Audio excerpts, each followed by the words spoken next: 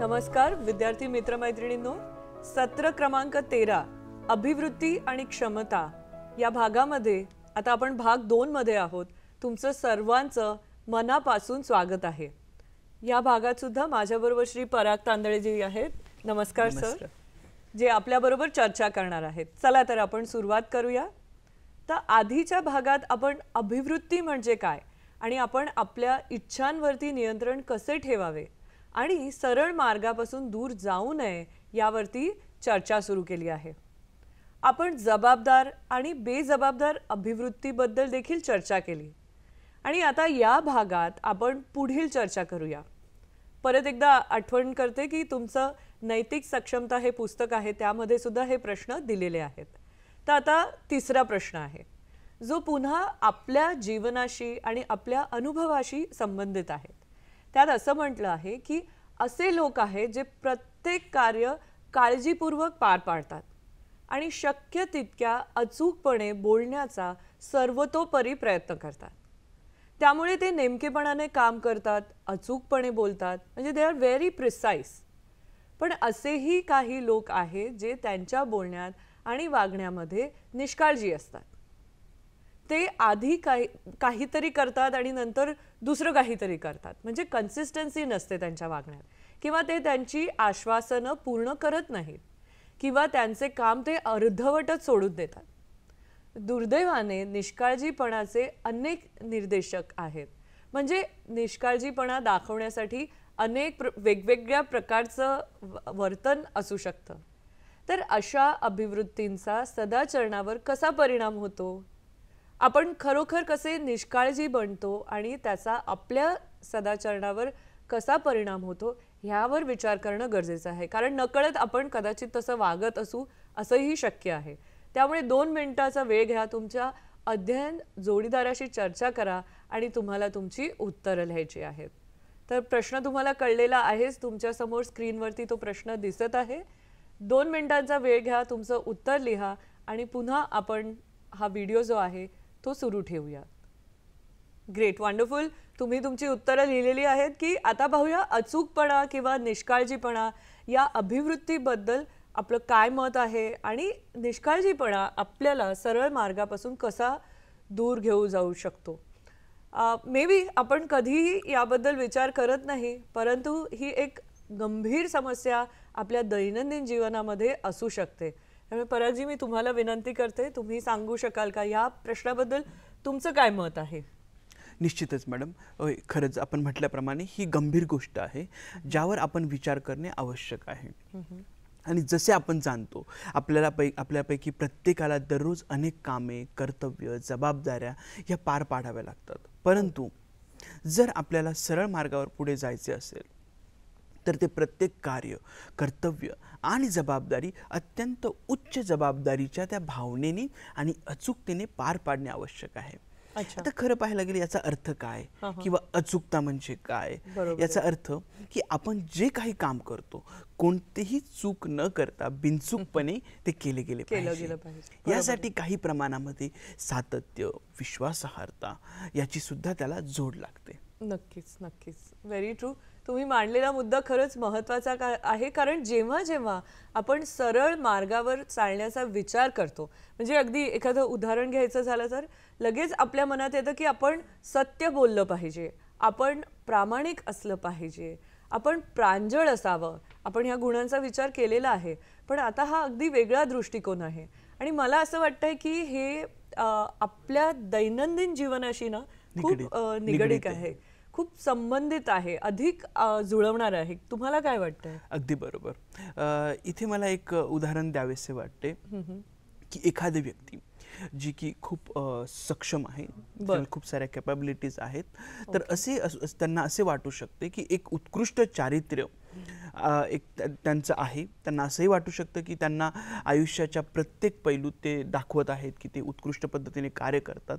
पण फक्त एक उदाहरण घ्या की एक स्वयंपाकी, एक सक्षम स्वयंपाकी की जो अतिशय स्वादिष्ट असं अन्न शिजवतो, अन्न बनवतो, पण ते करत असताना समजा त्याने भांडी व्यवस्थितपणे साफ न ठेवली किंवा त्याच्याकडे पुरेसे लक्ष दिले नाही, तर किंवा तो जो गॅस बंद करायचा विसरला असेल तर काय होईल? तर खूप धोकादायक असू शकते. नक्कीच, नक्कीच. वरवर पाहता ही एक अतिशय छोटी गोष्ट आपल्या सर्वांना वाटेल, नक्कीच. परंतु यामुळे स्वतःचा आणि कदाचित अनेकांचा देखील जीव धोक्यात येऊ शकतो. अगदी आणि बरोबर. त्यामुळे गंभीर असे त्या व्यक्तीचे आणि पर्यायाने आजूबाजूच्या लोकांचे नुकसान होऊ शकते आणि किंवा कधी काही अघटित देखील होऊ शकते. नक्कीच, नक्कीच. आणखी एक उदाहरण घेऊयात. बरं. एका शिंपीचं उदाहरण घेऊयात आपण, की ज्याला खूप मागणी आहे, प्रत्येकाला त्याच्याकडे जायचे आहे आणि त्याची योग्यता असूनही तो वेळेवर जर विवाहाला लागणारा किंवा लग्नाला लागणारा जो पोशाख आहे तो देण्यास अपयशी ठरतो, अरे तर बापरे. काय होईल? वेल, तर वर किंवा वधूसाठी या सर्वात त्रासदायक क्षणांपैकी एक असू शकते. नक्कीच. आणि महिने न महिने तयारी जी केलेली आहे ती प्रत्यक्षात व्यर्थ कदाचित जाऊ शकते. हो, तर हो. ती व्यक्ती आपली जबाबदारी तंतोतंतपणे पार पाडू शकत नाही. बरोबर. तर यावरून त्यांच्या वागण्यातला जो ढिसाळपणा आपण म्हणतो किंवा जो निष्काळजीपणा आहे तो इथे दिसून येतो.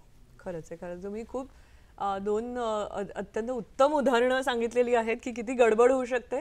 त्यामुळे खरोखरच एखादा शिंपी कितीही तज्ज्ञ असला तरी जर तो आपली आश्वासनं, म्हणजे त्यांनी जे काही सांगितले की हो हो मी तुम्हाला हे शिवून देणार आहे, पण ते जर त्यांनी पूर्ण केलं नाही, निष्काळजी असेल, तर तो ग्राहक जो आहे तो गमावून बसेल. साहजिकच तुम्हाला माहिती आहे तुमच्या ड्रेसची ऑर्डर वेळेवर न देणाऱ्या शिंपीला देण्याची जोखीम तुम्हाला पत्करायला आवडणार नाही. नको बाबा, अगदी मला बरोबर. इकडे द्यायचाच नाही आहे कपडे शिवायला. आणि मुख्य म्हणजे त्यामुळे लोकांचा विश्वास उडतो. त्याच्यामध्ये बरोबर आहे. आणि सदाचरणासाठी ती व्यक्ती विश्वासार्ह असणे आवश्यक आहे. बरोबर आहे. त्याने वचन पाळण्यास सक्षम असावे, कारण त्यामुळे इतरांचा त्यावरती विश्वास बसतो आणि सर्वजण म्हणतात की हो, तुम्ही विश्वासार्ह आहात, मी तुमच्यावर पूर्णपणे विसंबून राहू शकतो किंवा विश्वास नक्कीच. टाकू शकतो.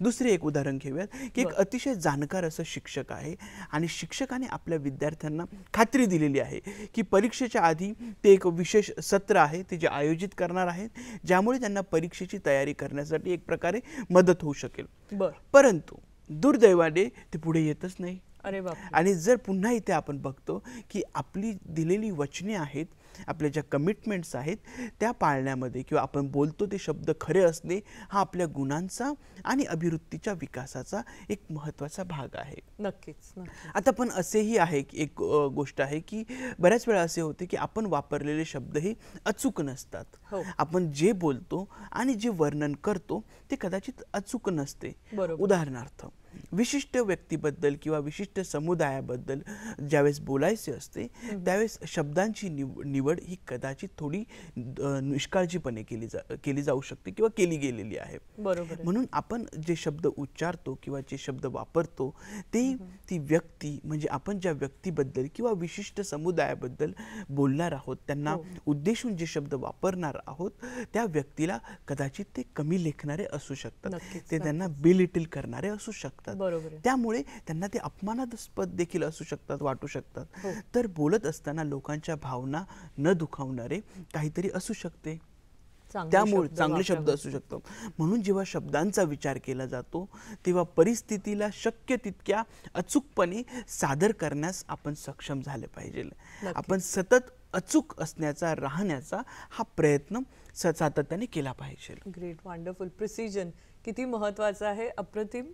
खूपच छान उत्तर तुम्ही सांगितलेलं आहे. आणि विशेषतः शब्द जेव्हा तुम्ही ते उच्चारता त्यानंतर तुम्ही ते परत घेऊ शकत नाही हे लक्षात ठेवणं गरजेचं आहे.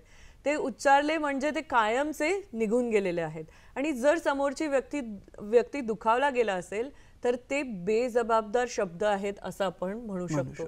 त्याचे खूप वाईट परिणाम होऊ शकतात. तुम्हाला माहिती आहे की लोकांमधील नातेसंबंध किंवा ते संपूर्ण अक्षरशः आपण जर विचार करायला गेला तर अख्ख्या राष्ट्राला सुद्धा मोठ्या संकटामध्ये ते टाकू शकतात. तुम्हाला काय वाटतं ह्याच्याबद्दल? अगदी बरोबर. आणखी एक उदाहरण या ठिकाणी शेअर करावेसे वाटते. जेव्हा पुरुष स्त्रियांच्या आजूबाजूला असतात तेव्हा ते काही शब्द अत्यंत ढिसाळपणे किंवा निष्काळजीपणे वापरत असतात.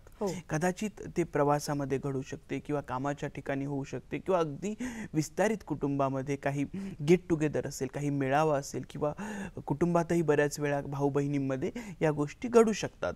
तेव्हा त्या स्त्रीवरती त्याचा सुद्धा मोठ्या प्रमाणावरती हा प्रभाव पडत असतो.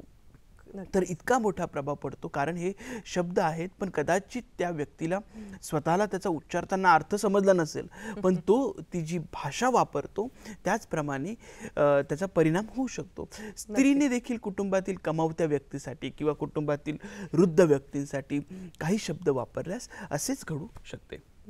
त्यामुळे तो शब्द अचूक असणं महत्त्वाचं आहे. अगदी बरोबर. आणि ते खरोखर अचूकपणाने आपण सांगितल्याप्रमाणे ते वापरले पाहिजे. त्यांना त्याचे अर्थ हे समजले पाहिजे, त्याचं ज्ञान असलं पाहिजे. त्यामुळे तुम्ही जे काही बोलत आहात तो शब्द अर्थपूर्ण असला पाहिजे, दुखावणारा नसावा इतरांना. नक्कीच. खूप छान सुंदर पद्धतीने तुम्ही सांगितलेलं आहे की आपल्या इतिहासामध्ये सुद्धा अशी उदाहरणं जे तुम्ही आता बोलला आहात आहेत जिथे चुकीच्या शब्दांमुळे शब्दांच्या गैरसमजामुळे युद्ध सुरू झालेली आहेत. त्यामुळे निश्चितपणे शब्द खूप महत्त्वाची भूमिका बजावतात आणि आपल्याला अचूकपणे कसे बोलावे हे आपण खरंच शिकून घ्यायला पाहिजे. ते अत्यंत महत्त्वाचं आहे. आपल्याला माहिती आहे की अधिक शब्दांपेक्षा कमी शब्द चांगले असतात. हे प्रत्यक्षात एक कौशल्य आहे, कारण एखादा शब्द ना तलवारीसारखा असू शकतो जो अक्षरशः कापू शकतो, किंवा एखादा शब्द दुधासारखा असू शकतो जो जीवन देऊ शकतो, पालन पोषण करू शकतो. त्यामुळे आपण आता पुढच्या अभिवृत्तीवरती चर्चा करूया. आपल्याला चर्चा करायची आहे ती म्हणजे खोटेपणा आणि अप्रामाणिकपणाबद्दलच्या आपल्या अभिवृत्ती. ऑलराईट, नक्कीच हे इंटरेस्टिंग डिस्कशन होणार आहे. मग खोटेपणा आणि अप्रामाणिकपणा त्यांचा आपण द्वेष करावा का? आपण खोटेपणा आणि अप्रामाणिकपणाचा तिरस्कार केला पाहिजे का? की आपण त्यांना मूलभूत मानवी कमतरता म्हणून स्वीकारायचं की नाही, प्रत्येक मनुष्यामध्ये ही कमतरता आहे एक माणूस म्हणून स्वीकार करायचा त्याचा. प्रत्येक जण खोटं बोलतो, तुम्हाला माहिती आहे, आपण हे मान्य केले पाहिजे. ती मानवी उणीव आहे असं समजायचं का? जे लोक खोटं बोलतात किंवा जे लोक अप्रामाणिक असतात त्यांच्याबद्दल आपली अभिवृत्ती काय असावी? ठीक आहे, हे प्रश्न आहेत ज्याच्यावरती विचार करायचा आहे. तर प्रथम खोटेपणा आणि अप्रामाणिकपणा याकडे बघण्याची आपली अभिवृत्ती कशी असावी? प्रत्येक जण म्हणतो की ती उणीव आहे. आणि मग दुसरं म्हणजे खोटे बोलणाऱ्यांबाबत तुमची अभिवृत्ती काय असावी? तर 2 मिनिटांचा इथे आपण वेळ घेणार आहोत. तुमच्या अध्ययन जोडीदाराशी चर्चा करा, 2 मिनिटं व्हिडिओ थांबा, तुमची उत्तरं लिहा आणि मग परत आपण ही जी चर्चा आहे ती आपण सुरू ठेवूया. तर विद्यार्थी मित्रमैत्रिणींनो, नक्कीच तुम्हाला थोडासा वेळ लागला असेल ह्याचं उत्तर लिहिण्यासाठी. हे अत्यंत महत्त्वाचे काही मुद्दे आहेत जे आपण आपल्या जीवनामध्ये सतत तपासून बघणं महत्त्वाचं आहे. तर परागजी, मी तुम्हाला विचारते, तुमची काय प्रतिक्रिया आहे या प्रश्नाबद्दल? ओके, नक्कीच. तुम्ही आपण जो प्रश्न नमूद केला मॅडम, या प्रश्नाचे 2 भाग आहेत. आधीचा प्रश्न खोटेपणा आणि अप्रामाणिकपणाकडे आपली अभिवृत्ती काय आहे, कसे असावे असा आहे. आणि नंतरचा जो भाग आहे तो मला वाटते की खोटे बोलणाऱ्या आणि अप्रामाणिक लोकांप्रती आपली अभिवृत्ती, व्यक्तींबाबत आपली अभिवृत्ती कशी असावी हे आपण विचारलेले आहे. तर सर्वप्रथम आपण पहिला प्रश्न हाताळूया, त्याबद्दल थोडीशी थोडक्यात चर्चा करूया. त्यामुळे खोटेपणा आणि अप्रामाणिकपणा आपण सर्वात महत्त्वाचे म्हणजे स्वीकारू नये. जेव्हा आपण या गोष्टींकडे मूलभूतपणे बघतो तेव्हा या काही मानवी उणीवा नाहीत आणि हे मानवी गुणधर्म देखील नाहीत. ओके, हे समजून घ्यायला पाहिजे आपण. खोटे बोलणे किंवा अप्रामाणिकपणे असणे हे व्यक्ती शिकत असतो. ओके, मी म्हणेन की ही नकारात्मक अभिवृत्ती आपण जसं जसं व्यक्ती मोठा होत जातो तसा तो शिकत जातो. कारण काहीतरी खोटी सबब सांगितली की तुम्ही चटकन परिस्थितीमधून बाहेर येतात. ओके, आणि याचा तुम्हाला शोध लागतो आणि मग तुम्हाला वाटते की हाच योग्य मार्ग आहे परिस्थिती हाताळण्याचा. खरंच आहे. ओके, तर मुलं कधी कधी पालक किंवा त्याचे वडीलधारी माणसे यांना तसं करताना बघतात, तेव्हा ते पण हळूहळू ते गुण तर नाही म्हणणार, ते त्यांच्याकडून अवगुण आहे त्यांच्याकडून शिकू लागतात. म्हणून असं म्हणावं असं वाटतं की आपण ही उणीव म्हणून स्वीकारू नये. ही मानवी उणीव नाही आहे. तर आता त्यांचा द्वेष किंवा तिरस्कार करायचा का? पुन्हा द्वेष हा एक अतिशय मजबूत शब्द आहे. मी त्यापेक्षा असे म्हणेन की आपण कधीही त्याचा गैरफायदा हा घेऊ नये. बरोबर. किंवा आपणही तसे वागायला सुरुवात करू नये. नक्कीच नक्कीच. तर स्पष्टपणे होय, आपण खोटे आणि अप्रामाणिकपणाच्या वास्तविक कृतीचा तिरस्कार केला पाहिजे. इथे मी अधोरेखित करू इच्छितो की आपण त्या कृतीचा तिरस्कार करत आहोत. हो, पण जेव्हा आपण खोटे बोलणारे किंवा बेईमानी लोक समोर येतात तर त्यावेळी आपण थोडासा त्यांचा विचार इथे करावा लागतो. कारण ती माणसं कदाचित आपल्या जवळची असू शकतात, नक्कीच आपली होऊ शकतं. आप्त मंडळी असू शकतात, कोणी असू शकतं. त्यामुळे कदाचित त्यांनाही काही समस्या ह्या येत असतील, काही परिस्थितीतून, कदाचित संघर्षाच्या परिस्थितीतून कदाचित ते जात असतील. मला माहित आहे की हे खूप कठीण आहे, अत्यंत अवघड आहे की जेव्हा एखादी व्यक्ती तुमच्या समोर खोटं बोलत असेल आणि अप्रामाणिकपणे वागत असेल तेव्हा ते अशक्य वाटते. परंतु त्याच वेळी जर आपल्याला सरळ मार्गावर जर चालायचं असेल तर आपण त्यांना ही संधी दिली पाहिजे. ती व्यक्ती ज्या समस्यांपासून जात आहे किंवा त्यामुळे ती व्यक्ती कदाचित आपल्याशी खोटं बोललेली असेल किंवा तो व्यक्ती अप्रामाणिक आहे का हे आपल्याला थोडेसे समजून घ्यावे लागेल. तर इथे समजूतदारपणा देखील महत्त्वाची एक प्रकारची अभिवृत्ती आहे. तर त्यामुळे मुळात आपल्याला थोडा संयम हा असायला हवा. थोडा नाही, भरपूर संयम असायला हवा. तर आपण फक्त रागावू शकत नाही आणि ओरडायला सुरुवात करू शकत नाही, इन्स्टंटली रिॲक्ट नाही होऊ शकत, कारण पुन्हा आपण आपल्या सरळ मार्गापासून कदाचित दूर जाऊ शकतो. तर योग्य असे नैतिक वर्तन आपण दाखवले पाहिजे आणि आपण त्या गोष्टी ओळखू शकू जेणेकरून व्यक्तीचा त्रास होणार नाही आणि ती अशी का वागत आहे म्हणून त्याऐवजी त्याला मदत करण्याचा आपण सिन्सिअरली प्रयत्न केला पाहिजे. परंतु जर शेवटी तुम्हाला लक्षात आले की त्या व्यक्तीने हे हेतुपुरस्पर केलेले आहे किंवा इंटेन्शनली केले आहे, तर दुसरे असे काही मार्ग असतील तर त्या व्यक्तीला सांगा की अशा वागण्याचा तुमच्यावरती आणि इतर लोकांवरती काय परिणाम झालेला आहे, त्यांना जाणीव करून द्या त्याची. जर काही अधिकारी गुंतलेले असतील ह्या कार्यामध्ये, जर काही परिस्थिती तुमच्या कामाच्या ठिकाणी किंवा तुम्ही कुठेही जा जिथे कदाचित वडीलधारी मंडळी उपस्थित असतील किंवा अधिकारी उपलब्ध असतील, तर तुम्ही त्यांच्याशी संवाद साधू शकता, त्यांच्याशी बोलू शकतात. ही गोष्ट घडली आहे आणि शेवटी पुन्हा खोटेपणा आणि अप्रामाणिकपणाच्या वाईट परिणामांपासून आपल्याला स्वतःला दूर ठेवता आले पाहिजे. त्याचा आपल्यावरती परिणाम नाही व्हायला पाहिजे. पण एक गोष्ट लक्षात ठेवली पाहिजे की त्याचे कदापि अनुसरण करू नका. जीवनात आपल्या तत्वांचे पालन करणे हे अत्यंत आवश्यक आहे. सुंदर. त्यामुळे तुम्हाला मोठ्या प्रमाणावर आत्मनियंत्रणाची आवश्यकता आहे असं माझ्या लक्षात आलंय तुम्ही जे उत्तर सांगितलं.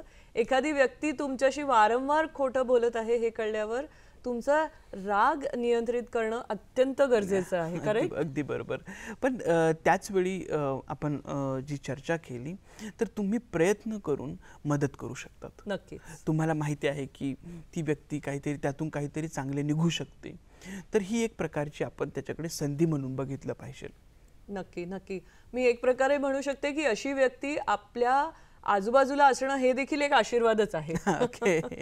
जेणेकरून आपण अधिक स्वतःवरती आत्मनियंत्रण शिकू शकाल, तुम्ही धीर धरायला शिकू शकाल. म्हणजे हे जे सगळे गुण आहेत, सुंदर गुण, ते तुम्हाला प्रत्यक्षात सरावात आणता येतील. परंतु निश्चितपणे आपण असे म्हणणं योग्य नाही आपण त्या व्यक्तीचा तिरस्कार करतो, कारण तुम्ही म्हटलं तसं ती जवळची व्यक्ती असू शकते. तसे केले तर ज्या परीक्षेला सामोरे जावं लागेल त्यात आपण नापास झालो असं आपण समजू शकतो. कारण आपला हेतू काय आहे तर सदाचरण आहे. म्हणून व्यक्तीचा नाही तर त्या कृतीचा तुम्ही तिरस्कार किंवा ती कृती केली नाही पाहिजे. ग्रेट. मग आता पुढच्या प्रश्नाकडे जाऊया. चूक आणि खोट्यामधील फरक. या समान गोष्टी नाहीयेत, आपल्याला माहिती आहे. चुका नकळत होतात. काहीतरी गोष्ट करताना नकळत कुठलीही चूक आपल्या हातून घडू शकते. पण खोटं बोलणं, वागणं ह्याच्या मागे मुद्दाम काहीतरी एक हेतू असतो. त्यामुळे हे खरोखर वेगळे आहेत. मग इतर लोकांच्या चुकांबद्दल आपली अभिवृत्ती काय असावी? ओके. आणि मग आपल्याच चुकांकडे बघण्याची आपली अभिवृत्ती काय असावी हा एक दुसरा प्रश्न आहे. त्यामुळे आता परत 2 मिनिटांचा वेळ घ्या, तुमच्या अध्ययन जोडीदाराशी बोला आणि तुमची जी उत्तरं आहेत ती तुम्ही लिहून काढा, तुमचे मुद्दे लिहून काढा आणि आपण ही चर्चा पुढे घेऊन जाऊयात. खरंच खूप इंटरेस्टिंग आहे चुका आणि खोटं बोलणं, आणि मग इतरांच्या चुका आणि आपल्या चुका ह्यांच्याकडे बघण्याची आपली अभिवृत्ती कशी असावी हे खूप विचार करण्याजोगे मुद्दे आहेत आणि हे असं आपल्या आजूबाजूला दैनंदिन जीवनामध्ये होत असतं, म्हणून ह्याचा विचार करणं आपल्याला अत्यंत महत्त्वाचं आहे. परागजी, तुम्हाला काय वाटतं की ह्याबद्दल तुमचं मत काय आहे? होय, प्रश्न तर खरोखर खूप चांगला आहे. खोटे विरुद्ध चुका असे म्हणतात की चूक करणं म्हणजे एखादा एक माणूस असल्याचं लक्षण आहे. ओके, तर तुम्ही ते बरोबर बोलतात आणि खोटं आणि किंवा एक मुद्दामून सांगितलेले आहे, तर हे एक इंटेन्शनली असल्याचा हा एक प्रकार आहे. म्हणजे खोटं बोलणं इंटेन्शनली मुद्दामून केलं केलं. ओके. तर हे अगदी स्पष्ट आहे की या दोन भिन्न गोष्टी आहेत. तरीही जेव्हा कधी काही घडते, जेव्हा काही चूक होते, तेव्हा लगेच राग येऊ नये. आणि आपण आत्मनियंत्रणाबद्दल बोललात, आपण त्यावर विचार केला पाहिजे आणि नंतर आपण प्रतिक्रिया दिली पाहिजे. नक्कीच. कारण जेव्हा आपण लगेच प्रतिक्रिया देतो तेव्हा त्याचा हा नेहमी विपरीत परिणाम हा होत असतो. बरोबर. तर त्यामागील कारण काय आहे, तर ते का घडलेले आहे हे आपण आधी समजून घ्यायला हवे आणि मग त्याच गोष्टीचे विश्लेषण करावे आणि काळजीपूर्वक पुढे जावे लागते. तर दोषारोपाचा खेळ नसावा. बऱ्याच वेळा ब्लेम गेम लोक खेळत असतात. तर ही सर्वात महत्त्वाची गोष्ट आहे. आपल्याकडून चुका झाल्या तर ते का घडले असावे, त्यामागे काही राग होता का किंवा त्यामागचे काय कारण आहे हे समजून घेण्याचा आपण प्रयत्न करतो. कोणताही निष्काळजीपणा किंवा बेजबाबदार वर्तन किंवा इतर काही गोष्टी यासाठी ती गोष्टी घडण्यामध्ये जबाबदार आहेत का, तर आपण सर्वप्रथम हे समजून घेतलं पाहिजे की आपण आपल्या चुकांमधून देखील शिकले पाहिजे. आपल्याला काही गोष्टी ह्या निश्चितपणे शिकाव्याच लागतील. तर आपण त्याचे खरोखर चांगले विश्लेषण केले पाहिजे आणि मग त्या चुकीचा त्या व्यक्तीवरती होणारा परिणाम हा देखील हळूहळू कमी होईल. नक्की.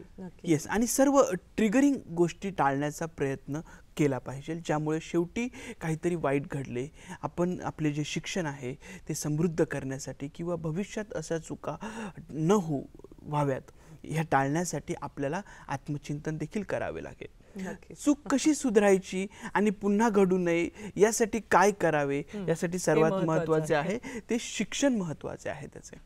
नक्की. खूपच छान. अर्थात तुम्ही जे बोललात त्याच्याशी मी पूर्णपणे सहमत आहेत, कारण की या मुद्द्याला आणखीन एक दृष्टिकोन आहे जो मी थोडासा इथे मांडू इच्छिते. तो म्हणजे खरोखरच काही चुका ज्या असतात त्या फार छोट्या असतात. ओके, अगदी छोट्या असतात, नगण्य असतात की ज्याचा आपण विचार नाही केला तरी सुद्धा चालू शकतो. आपण त्यांना लगेचच त्यांच्याबाबत विसरू शकतो.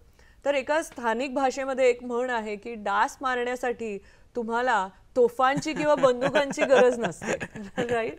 त्यामुळे ज्या चुका अगदी नगण्य असतील त्याकडे तुम्ही दुर्लक्ष करू शकता, कारण त्यातून खरीच कुठली तरी अशी मोठी समस्या निर्माण होणार आहे किंवा काहीतरी होणार आहे असं नाहीये. पण जर असं काही असेल की तुम्ही म्हटल्याप्रमाणे पुन्हा त्या चुका घडता आहेत, तर मात्र आपल्याला त्या गोष्टींमधनं शिकणं गरजेचं आहे. काय चूक आहे आणि जर ती आपली स्वतःची चूक असेल तर आपण ती स्वीकारतो आणि मग ती पुन्हा घडू नये म्हणून आपण सर्व खबरदारी घेतो. खूपच छान आहे हे, तुम्ही खूपच छान आता समजावून सांगितलेलं आहे. तर प्रिय विद्यार्थी मित्रमैत्रिणींनो, आपल्या ज्या अभिवृत्तींबद्दल आपण चर्चा करत होतो त्याचा भाग 2 जो आहे तो इथे संपलेला आहे.